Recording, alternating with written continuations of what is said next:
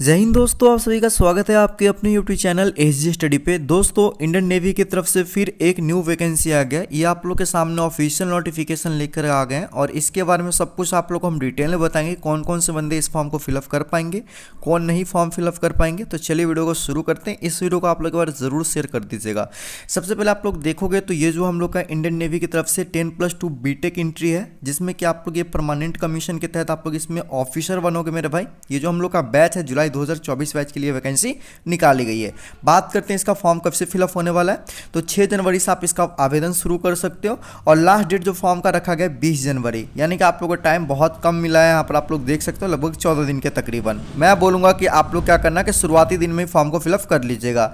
चलिए आते हैं नीचे। इसको कौन कौन से भर सकते हैं, तो मेल और फीमेल कैंडिडेट दोनों इस फॉर्म को फिलअप कर सकते हैं। आप लोग के सामने यहाँ पर रहा नोटिफिकेशन, जिसमें कि आप लोग को एक ब्रांच देखने को मिलता है, जिसमें कि सबसे पहले जो ब्रांच यहाँ पर निकाला गया है वो निकाला गया एग्जीक्यूटिव एंड टेक्निकल ब्रांच, जिसमें कि टोटल 35 वैकेंसी निकाला गया जो कि मेन और वुमेन के लिए। जिसमें कि बात करते हैं वुमेन की, तो वुमेन का इसमें सिर्फ और सिर्फ 10 वैकेंसी रहने वाला है और मैन का जो वैकेंसी रहने वाला है मेरे भाई 25, क्योंकि टोटल 35 वैकेंसी आप सबको पता है। ठीक है, तो ये वैकेंसी है। वैकेंसी बहुत कम है, लेकिन ऑफिसर लेवल की जो वैकेंसी होती है वो कम ही आते हैं मेरे भाई। इस बात को आप लोग समझिएगा।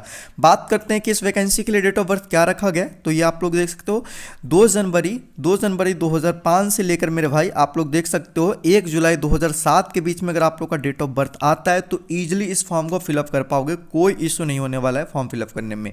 बाकी डेट ऑफ बर्थ को लेकर कोई भी इशू चल रहा है मन में तो आप लोग कमेंट सेक्शन में आस्क कर लीजिएगा, आप लोग को जरूर हम रिप्लाई दे देंगे।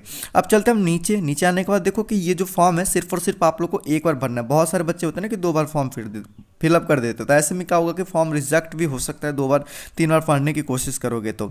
ठीक है, उसके बाद हम लोग नीचे आते हैं, बात करते हैं एजुकेशन क्वालिफिकेशन क्या चाहिए। तो एजुकेशन क्वालिफिकेशन की बात करें मेरे भाई तो आप लोग को 12वीं पास होना है। ठीक है, 12th पास होना है। 12th में आप लोग को कितने % मार्क्स होने, कम से कम आप लोग को 70% 12th में मार्क्स होने चाहिए। ठीक है, उसके अलावा 12th में आप लोग का होना चाहिए मेरे भाई फिजिक्स केमिस्ट्री मैथ, यानी कि PCM आप लोग का 12th में होना चाहिए। और 50% मार्क्स होने चाहिए इंग्लिश में। 50% मार्क्स किस में होना चाहिए, इंग्लिश में। ये 12th में भी होना चाहिए और 10th में भी आप लोग का होना चाहिए 50% मार्क्स, तब जाकर आप इस फॉर्म को फिलअप कर पाओगे। अगर इतना जो भी बताया गया है मतलब कि एजुकेशन क्वालिफिकेशन अगर इतना नहीं है तो आप इस फॉर्म को फिलअप नहीं कर पाओगे। लेकिन उसके अलावा एक और यहाँ पर शर्त रखा गया है, ये तो होना ही चाहिए फॉर्म फिलअप करने के लिए।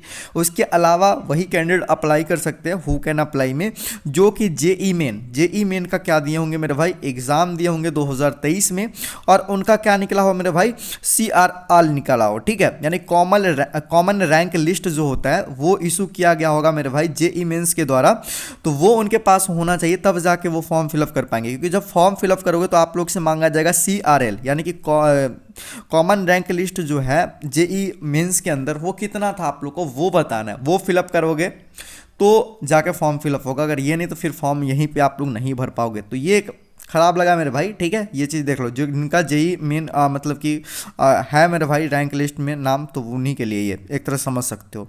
अब आते हैं नीचे, देखो आगे देखो यहाँ पर हाइट वाइट जो भी है, वेट ये सब कुछ मेडिकल आप लोग ऑफिशियल वेबसाइट पे जाके चेक कर सकते हो। इसका सिलेक्शन प्रोसीजर क्या है थोड़ा सा मैं समझा देता हूँ।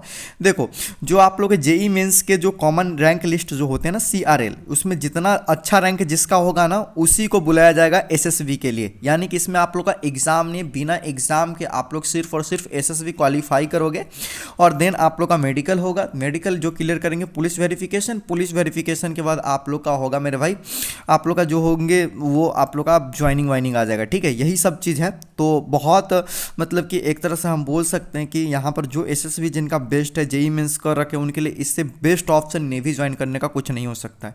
वो भी ऑफिसर रैंक के वो कर पाएंगे मेरे भाई ज्वाइन। ठीक है, तो इसलिए मैं बोल रहा हूँ आप लोग को। अब चलो मैं देखता हूँ यहाँ पर नीचे, और उसके बाद देखो कि जो भी आप लोग के कॉल ऑफ लेटर होंगे जो आप लोग के आएंगे मेरे भाई। ठीक है, सबसे पहले तो SSB आप लोग के हो जाएंगे मार्च में हो जाएंगे। ठीक है, ये मैं क्लियर कर दूँ, मार्च में SSB होने वाले अगर जो कैंडिडेट भर रहा है।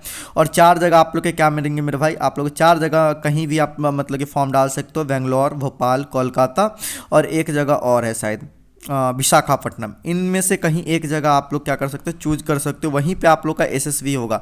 और जो चूज कर लिए, जैसे कि हमने कोलकाता चूज कर लिया मेरा भाई, और बाद में हम सोचेंगे कि कोलकाता चूज करने के बाद फॉर्म फिलअप करने के बाद कि नहीं विशाखापट्टनम मेरा रहता, अगर आ जाता है कॉल ऑफ लेटर तो कि सर विशाखापट्टनम हो सकता है, तो नहीं होगा। जो आपने पहला डाला है वही होगा और वहीं जाके आपको एसएसवी देना पड़ेगा। इस बात को आप लोग समझ लीजिएगा, ठीक है। तो जो भी डालने एकदम अच्छे से सोच समझ के आप लोग डालिएगा, इस बात को आप लोग समझिएगा, ठीक है। तो यहाँ पर आप लोग यहाँ पर समझ गए कि क्या होने वाला है, ठीक है। और जो भी फॉर्म फिलअप करते समय ईमेल आईडी दे रहे हो, ठीक है, ईमेल आईडी दे रहे हो, उसके बाद मोबाइल नंबर जो दे रहे हो एकदम वैलिड मोबाइल नंबर और वैलिड ईमेल आईडी देना, जिस पे कि मैसेज वैसेज आ सके, क्योंकि कॉल ऑफ लेटर का जो भी इंफॉर्मेशन होगा वो आप लोग के ईमेल आईडी और आप लोग के मोबाइल नंबर पे ही देखने को मिलेगा। तो ये नहीं कि फॉर्म फिलअप कर दिए उस वाले से फिर चेंज हो गया तो फिर बाद में जाके दिक्कत हो सकता है। तो इस बात को आप लोग थोड़ा सा समझिएगा और एक ही चीज़ को आप लोग रखिएगा। फॉर्म को कैसे अप्लाई करना है, बहुत ईजी है फॉर्म अप्लाई करना। सबसे पहले आप लोग को जाना पड़ेगा इंडियन नेवी के ऑफिशियल वेबसाइट पे। वहाँ पे जाने के बाद आप लोग को सिंपली, अगर आपने पहली बार इंडियन नेवी के लिए कुछ कर रहे हो तो सबसे पहले तो रजिस्ट्रेशन का प्रोसीजर जो होता है वो करना पड़ेगा। फिर आप लोग ऑनलाइन एप्लीकेशन फिल करोगे। इसमें जो जो डॉक्यूमेंट लगने वाले हैं वो सब कुछ इस नोटिफिकेशन के अंदर है। मैं टेलीग्राम पे डाल दूंगा ये नोटिफिकेशन को, लिंक का डिस्क्रिप्शन बॉक्स में दिया, या सर्च कीजिएगा टेलीग्राम पे जाके एसजी स्टडी और ज्वाइन हो जाएगा, ठीक है। क्योंकि हर अपडेट, नोटिफिकेशन, स्टडी मटेरियल, क्यूज व्यूज सब कुछ फ्री में वहाँ पर आप लोग को देखने को मिलेगा टेलीग्राम पे, ठीक है। तो यहाँ पर देख सकते हो कि यहाँ पर आप लोग को बताया गया कि क्या क्या लगेंगे डॉक्यूमेंट, 12th के 10th के जो भी है, ये आप लोग पढ़ लेना कैसा फोटो चाहिए सब कुछ। बाकी इस पे बोलोगे तो एक स्पेशल वीडियो बना दूंगा कौन कौन से डॉक्यूमेंट आप लोग को चाहिए फॉर्म फिलअप करने के लिए। फॉर्म रिजेक्ट भी हो सकते हैं, तो बहुत बढ़िया तरीके से आप लोग को फॉर्म को फिलअप करना है, ठीक है। इस बात को आप लोग समझिएगा।